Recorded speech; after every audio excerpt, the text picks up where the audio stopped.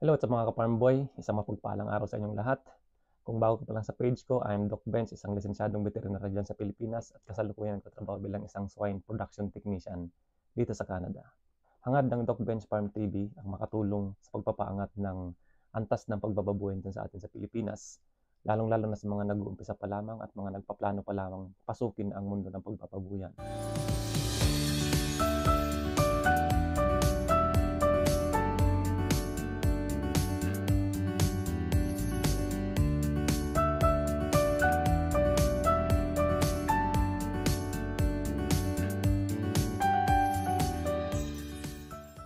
So ayun na nga mga ka-farm boy, welcome once again sa ating video series na pinamagatang Swine Production, a Feasibility Study for Beginners. So kunting recap muna tayo guys sa ating pinakaunang episode na kung saan ay naitampok natin ang mga nilalaman or mga contents na dapat abangan sa susunod na mga episodes. Nandyan yung feasibility checklist, types of farm operation, calculation ng farm production plan, and then yung mga farm layouts and design. Yan yung mga susunod natin na mga topics na pag-uusapan guys. So sa hindi pa nakakapanood guys ng first episode natin, hanapin nyo lang dyan sa aking mga videos or di naman kayo ilalagay ko dyan sa comment section yung link para mapanood nyo at magkaroon kayo ng idea kung ano yung mga dapat abangan sa mga susunod na contents natin. So ayun guys, ang topic na i-discuss natin ngayon, ilalagay natin dyan lagi, swine industry updates and feasibility checklist. Ito yung mga nangyari at mga nangyayari sa kasalukuyan pagdating sa industry.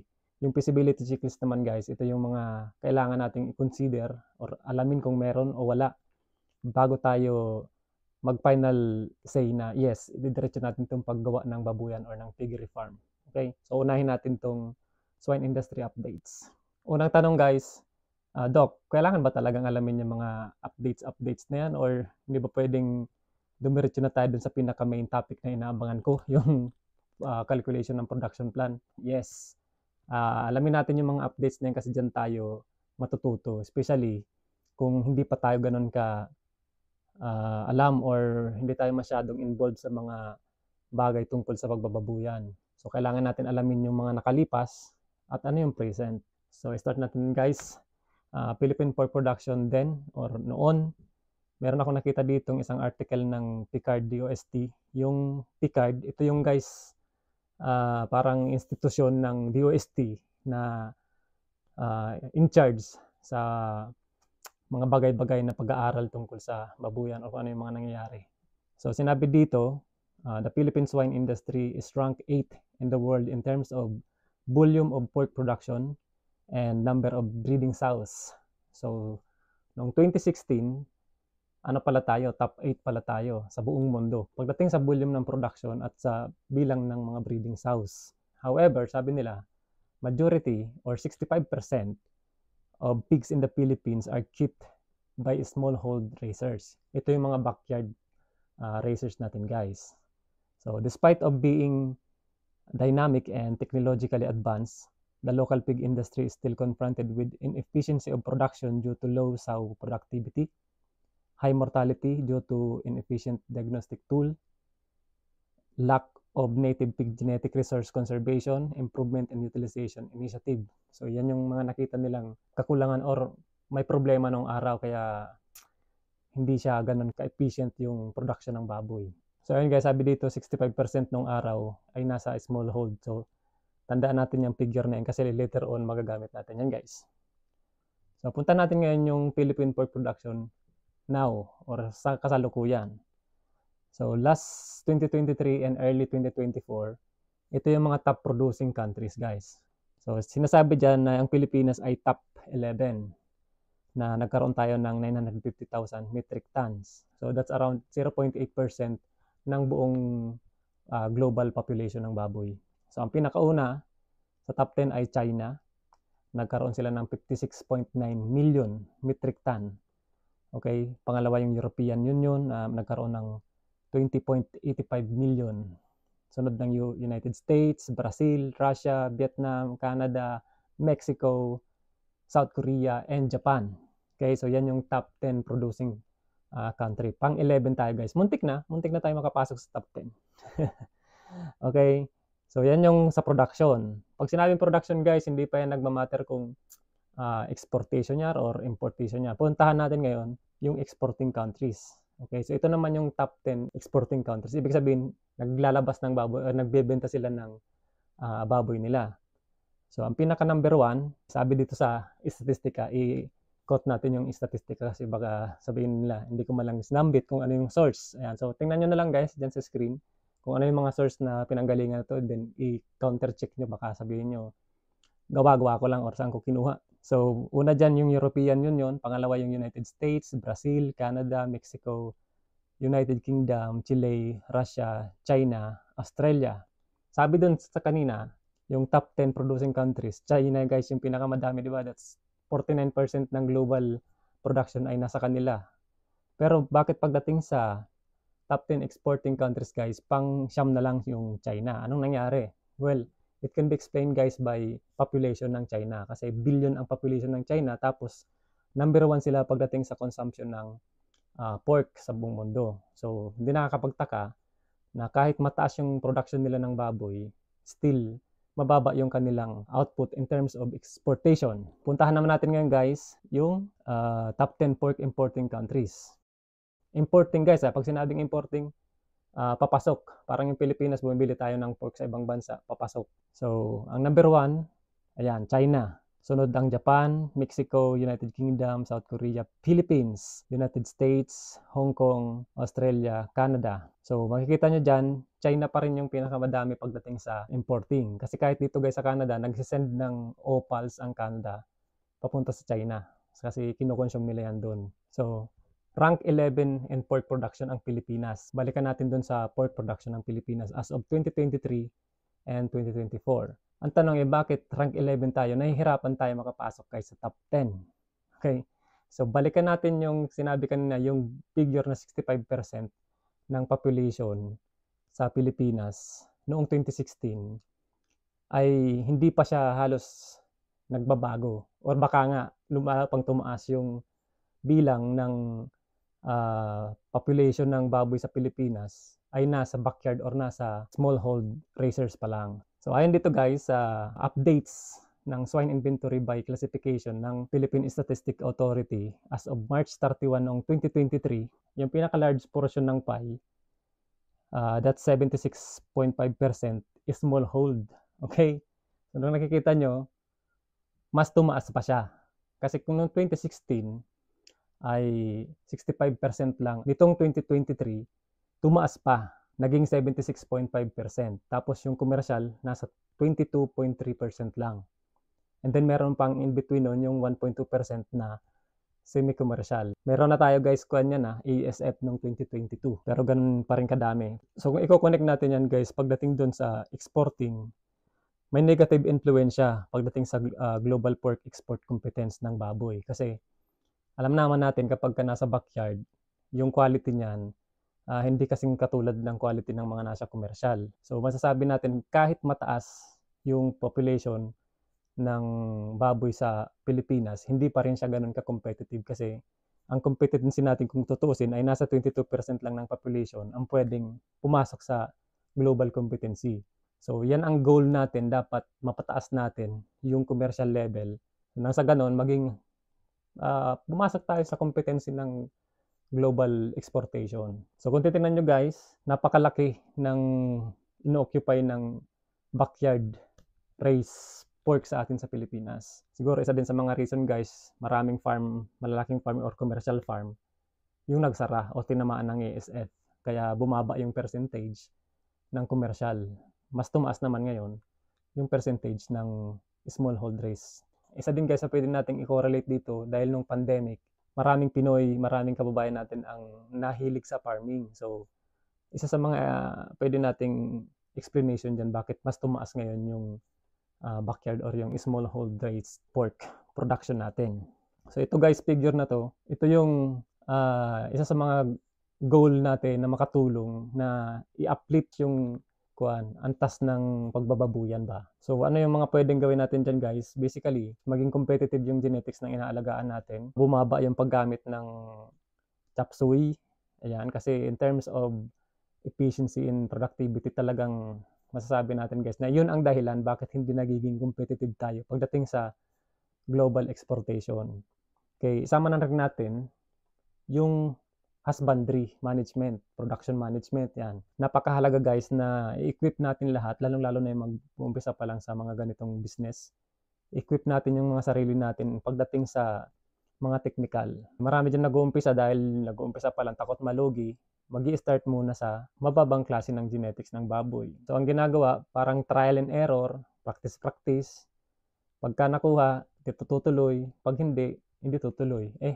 Siguradong hindi mo siya guys makukuha yung hinahanap mo or yung kailangan mong informasyon or yung experience na hinahanap mo. Kasi nga, ang ginaalagaan mo ay hindi siya ganun kasing tulad sa mga commercial na ginagamit or yung mga matataas na genetics. So, expected, mababa yung magiging productivity ng babuyan mo, madi-disappoint ka, and then later on, malulugi, ayaw mo na. So maraming ganyan ang nangyari dyan sa atin sa Pilipinas guys. Hanggang lang sa starting point, hindi kayo umaabot dun sa talagang pinaka-optimum na level ng pagbababuyan nyo. So yun guys, marami tayong pwedeng sabihin or i-discuss tungkol sa pie chart na ginawa na ito or sa update na ito ng Philippine Statistics Authority noong 2022. Naalala ko guys yung isang nag-comment sa isang post ko noon. Halos marami sila, hindi lang isa. Na ang sinasabi, pare-pareho lang naman yan. Kahit pare-parehong baboy yan. Pagdating sa palengke, hindi naman na tinitingnan ng mamimili kung anong lahi yan, anong genetics. O pagdating sa palengke, iisa na lang yan, pare-pareho ng karne. Well, tama naman guys. Pagdating sa palengke nga, dun sa sinabi niya na pare-pareho, pare-parehong karne talaga yon. Okay? Magkakaiba na lang kung manipis ang taba or makapal ang taba. So, ang point kasi dyan guys, kung titingnan nyo yung chart na yan, ang tanong, saan ba napupunta yung mga product ng yung backyard na or yung smallhold raised na mga baboy? Saan napupunta? Ano ang pinaka main market nila? Napupunta ba sila sa exportation? Hindi, kasi nga, hindi siya pang global quality. Okay, so saan siya napupunta? Merong isa lang lugar, sigurado, yung market natin or yung mga public market natin. Umiikot lang yan kung saan napupunta. Siguro, may percentage na may napupunta sa mga lalaking mall. Pero karamihan guys, dyan majority, pupunta lang din sa mga public markets. Okay, so doon, pag nakarni na, maaaring yung quality na makikita nyo, pumili kayo ngayon, maganda, manipis yung taba, maganda yung laman, and everything. Pagdating nyo, kinabukasan, bili kayo ulit, hindi na ganun kasing quality. Maaring makapal na yung taba.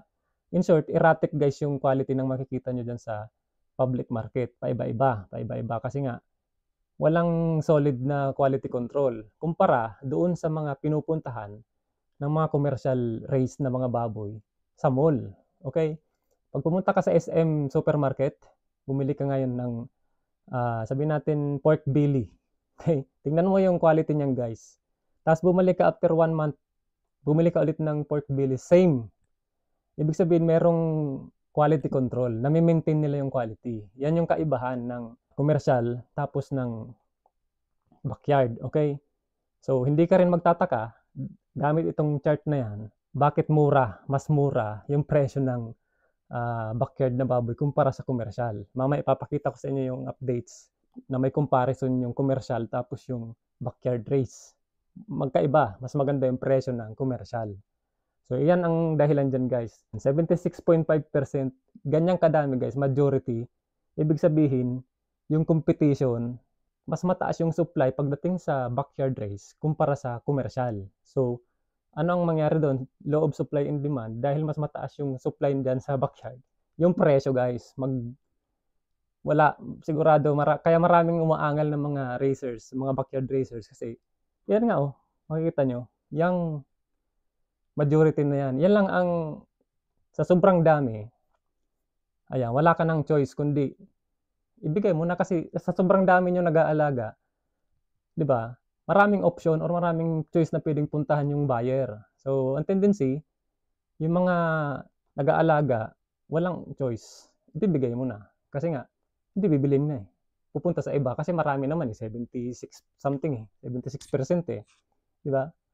So yan ang isa sa mga tinitingnan natin guys. Kaya hindi niya pwedeng sabihin na walang sense pag-aralan natin yung ano yung nangyayari sa ngayon. Ito, okay? So dyan din sa chart na yan guys, makikita nyo na kung anong klaseng business ang papasukin nyo, di ba? Diba? Tingnan mo yun, semi-commercial, 1.2%. Napakaliit lang guys ng area na ino-occupy niya, ibig sabihin yung opportunity doon, ang taas. Kasi walang masyadong kompetisyon. Kumpara dito sa smallhold. Yan, ang dami. So kung papasok ka, doon, potentially, mas maganda doon sa semi-commercial tapos commercial. Kasi maliit lang ang market. So yung demand doon mataas. Dito, yung supply sobra. 'Di ba? Yung demand bababa kasi mas madami ang option eh. Okay? So kanina guys, na-discuss natin kung ano yung mga top 10 countries pagdating sa production, exportation, tapos importation. Ngayon, alamin naman natin, ito lang top 3 provinces sa Pilipinas na may pinakamataas na contribution or population ng baboy. Okay? So andyan papasok guys si Calabarzon, recorded the highest swine population of 1.31 million heads as of March 31 noong 2023. Yan, sinusundan yan guys ng Central Visayas and Northern Mindanao with corresponding inventories of 1.13 million heads, and then followed by Northern Mindanao na mayroong 1.09 million heads. So itong tatlong regions na ito guys accounted for 34.7% share to the country's total population ng baboy. So yan, malalaman mo na kung saan yung may pinakamaraming baboy. So kung magpo-put up ka ng sarili mong babuyan, alam mo na kung saan ang mas maraming supply ng mabibili. Okay? Kung nasaan ka mang lugar. So isa na yan sa mga deciding factor mo guys. Kung halimbawa nandun ka sa 7 bundok yung dadaanan mo, ito lang supply ng baboy, alam mo na kung tutuloy mo pa o hindi. So ito na nga guys yung sinasabi ko kanina na hog price monitoring. So ano to guys, nakuha ko to sa Bicol Hog Racers, yung page nila sa Facebook. Ayan, so itong monitoring nito ay sa Region 5 lang siya. So best gagamitin lang natin for example para makumpara yung sinasabi natin kanina na comparison ng commercial tapos backyard yung pagdating sa presyo. So merong isang tanong dyan guys, bakit daw mas mababa lagi ang presyo ng backyard kumpara sa commercial? So simple lang ang sagot. Ito guys, tingnan nyo. Yan, ang sagot dyan, number 1, limited market dahil hindi nga ma-export. So masyadong mataas yung supply. So pag mataas ang supply, ano mangyayari? Yan, mataas na market competition. So tataas yung competition, okay? Magpapababaan ng presyo ngayon. O kaya, as a result ng pampabarat, kasi babaratin kasi nga, alam ng mga buyer na marami siyang mabibilhan. So, hahayaan ka lang niya, hindi ka niya papansinin hanggang sa dumating ang time na, sige na, ibenta na natin kasi masyado ng lugi sa pagkain. O kaya lumalaki na masyado yung baboy, nagiging oversized na. O, pag naging oversized na yung baboy mo, ganoon pa rin, pamparating na naman kasi oversized na yung baboy. Di ba? Tapos, dahil nga sa mataas ang competition, yan, anong nangyayari? Presyo. So, bubaba yung presyo. Yan yung common na nangyayari guys dun sa smallhold race or sa mga backyard. Okay, so tingnan natin ngayon yung comparison ng backyard. Yan. Tapos commercial. So pagdating sa fatteners guys, as of April 3, ang backyard 180.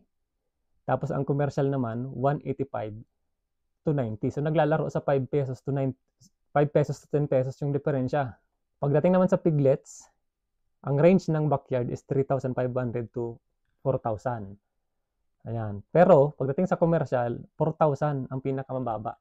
Tapos 4,500 naman yung pinakamataas. Okay?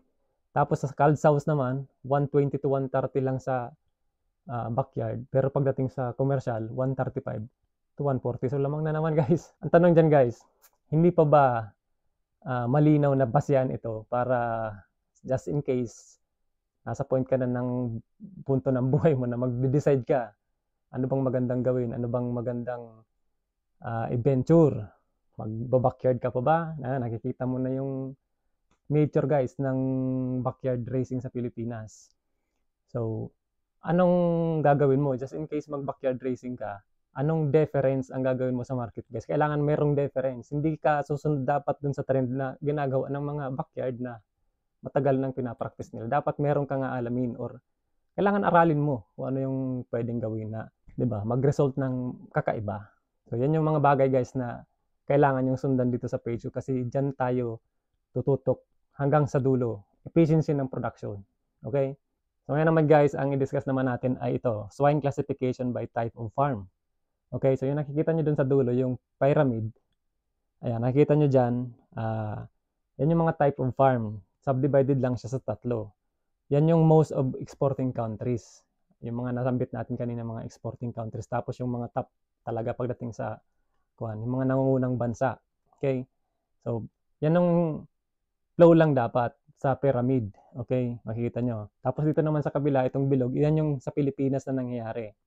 Okay? So, yung sa pyramid, yung pinakatuktok ng pyramid dun sa dulo, maliit lang na portion yon. Same din dito sa dot sa gitna ng Philippines. Yan, nakikita nyo dyan. Yan yung mga nucleus farm natin or yung mga genetic farms. Okay? Ibig sabihin ng nucleus farms, dyan guys nag-uumpisa yung mga high level ng mga breed. Yung mga breed na matataas talaga. Yan, yung mga GGP, dyan pinoproduce. Okay? Ngayon, pag nanganak yung GGP, ang product niyan ay GP. So, ibang klaseng farm naman yan.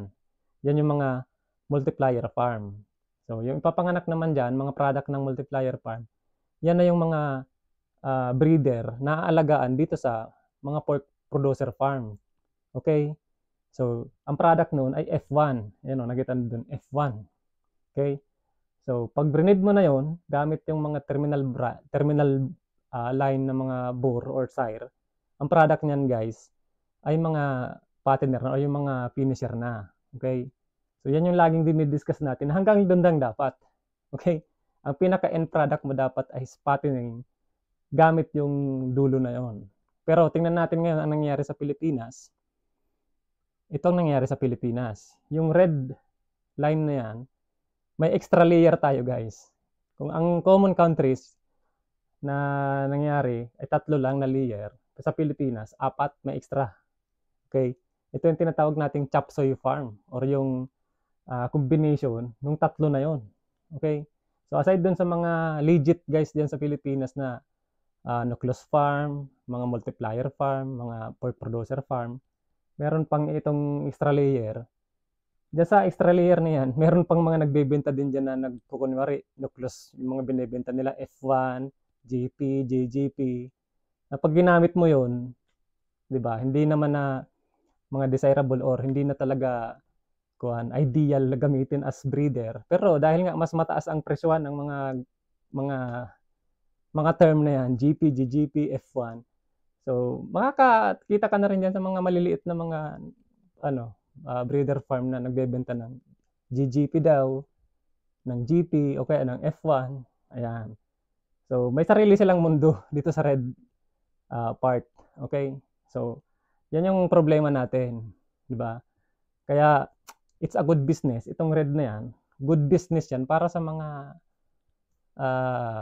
yung mga service provider, mga nagbebenta ng feeds, mga technical stuff, something like that.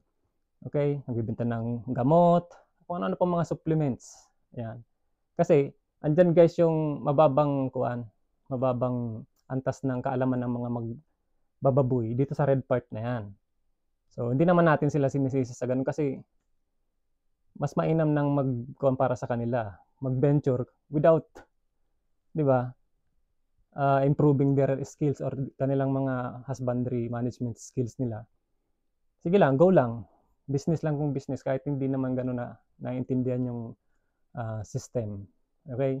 So, yan yung goal natin. Kailangan itong red na to, at least mapanipis natin yan or mabawasan. Okay? Mas mapadami natin yung first 3 sa gitna. Ang tanong, bakit mas marami ang nagre-resort sa chop suey na gawing inahin or breeder? Well, simple lang ang sagot dyan. Number 1, yung presyo. Siyempre, maliit yung kapital mo, mag-umpisa ka din sa mas mura. And ang mas mura na mas available na makikita mo dyan, chop suey. Okay? Saka isa pa, ipapasukin na natin yung thinking na mag-uumpisa pa lang naman. Kung malugi, okay lang kasi mura lang naman yung baboy. Isa pa guys sa mga dahilan bakit hindi umaangat yung ating antas. Marami kasi sa atin mga Pilipino, tanggapin natin yan sa o hindi, marami sa ating mga Pilipino ang magaling magkunwari. Okay? Maririnig nyo dyan, sasabihin nila, or may magsasabi na, okay na ako dito, Dok. Hindi ko naman kailangan yumaman. Basta meron lang napoproduce, okay na ako dito. Diba? Ibig sabihin nililimit niya na yung sarili niya na mag-isip or umangat pa ng mas mataas. So, yung contentment, andun lang sila. Okay, so hindi na sila kahit mag-suggest ka na pag gumamit ka ng magandang breed, genetics, kukontrahin ka pa kasi nga hanggang dun lang eh. Kumbaga, yung kawalan niya ng kaalaman sa isang bagay, ginagawa niya na lang ng pagkukunwari. Kinukunwari niya na lang na, ay, ayaw ko naman kasing yumaman, okay na ako dito. Maraming ganyan, guys. Pero, deep inside dun, sino bang ayaw umasenso or umangat yung pamumuhay dahil sa gumaganda yung negosyo mo? Wala ka naman tinatapakan na ibang tao, di ba? So, maraming ganyan. Napakamaliit lang yung pangarap sa buhay. Wala tayong magagawa or hindi natin masisisi yung mga ganong klaseng magbababoy sa atin. So, marami din sa atin dyan, guys, sa Pilipinas, nakadepende na yung pang-araw-araw na gastusin, kaya hindi lumalaki yung kanilang mga babuyan kasi nakadepende na doon yung daily expenses nila, pamasahe sa araw-araw, pagkain, everything, ando na. So, yung nagiging output or kita, hindi na i-convert sa ibang aspeto na para umimprove yung babuyan. Kumbaga, pinapaikot na lang nila yung ano yung maliit na nandun. Ayan, so, wala tayong magagawa kasi, di ba, kahirapan eh. So, kailangan mabuhay, mag-sustain yung araw-araw na pamumuhay. So, that's okay. So, hopefully, yun nga, ang isa sa pinakakailangan natin gawin, i-improve natin yung technical na kaalaman. Okay? So, sa mga ganitong klaseng video, guys, marami dyan mga nagbibigay ng information, idea, education pagdating sa babuyan. So, i-grab natin. Kung hindi man tayo makapunta dun sa mga nag-o-offer ng short courses, at least mga ganitong binibigyan kayo ng kung anong paano, yan, i-grab natin. So ngayon, guys, siguro marami ang nagtataka sa inyo kung yung 180 ba ay unacceptable, masyadong mababa, or mataas na. Ito yung ating pork producers weekly prices as of April 1, 2024. So kung titingnan nyo yung presyohan, guys, per provinces, lumalabas talaga na 180 ang pinakamababa. Okay? So, isa dyan yung Bicol region na nasa 180 to 190. Mababa yung presyo sa Bicol kumpara dun sa ibang provinces like Tarlac, Bulacan, Laguna, Quezon, na umaabot sa kanila ng almost 200 plus. Okay? Pero yung Bicol, Agusan del Sur, Zamboanga, Coronadal, mababa, 180 lang. Pero acceptable na rin siya. So, yan guys yung existing natin na presyo ng baboy ngayon. Diba? Mataas na siya kung tutuusin. Ngayon, ang dahilan, alamin natin bakit nangyaring ganyan. Tingnan natin ngayon guys, yung trend. Ito, may nakuha ako ditong data ng statistika din. Okay, yung data to from 2017 to 2022.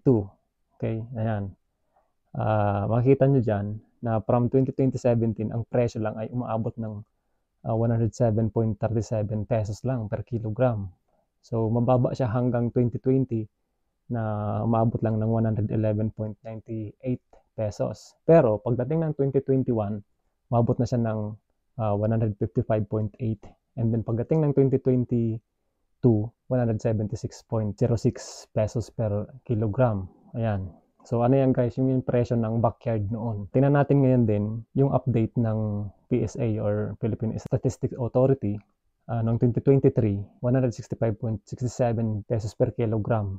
Yun yung pinakamababa. Ang pinakamataas na na-record noong 2023, umaabot ng 177.22 per kilogram. So, pataas na siya ng pataas. Okay, so pagdating ng 2024, ito na.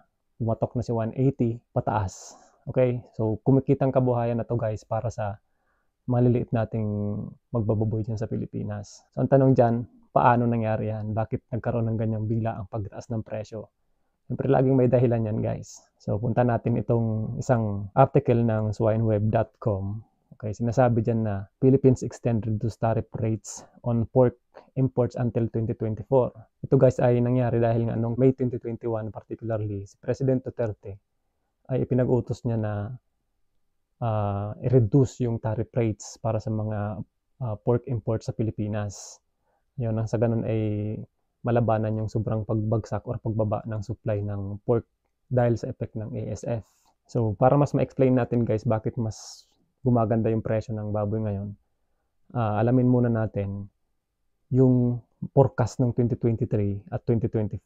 So, sabi dito sa isang article din ng pig333.com, forecast for Philippine pork production and imports in 2023, sinasabi dyan na pork imports are estimated to be lower this year due to high pork prices in international market and lower demand. Okay, so sabi dyan, USDA forecast 2023 pork consumption in the Philippines to be lower because of the effect of food inflation, which leaves little purchasing power for pork. Okay, so dahil sa epekto ng food inflation, yan. So maraming naapektuhan yan guys, hindi lang sa Pilipinas, pati sa international. Kaya yung supply ng pork, pati yung prices sa international ay apektado siya. So ito naman guys yung 2024 forecast ng USDA or US Department of Agriculture sa Foreign Agricultural Service nila. So sinasabi dyan guys na Manila forecast 2024 pork imports lower at 500,000 metric tons carcass weight equivalent because of tight global supply. So ito na yun guys, masyadong bumaba yung international supply ng pork dahil nga ito sa effect ng global inflation, pati na rin yung nagkaroon ng giyera sa Ukraine, yung supply ng grains para sa mga feeds manufacturer nagmahal.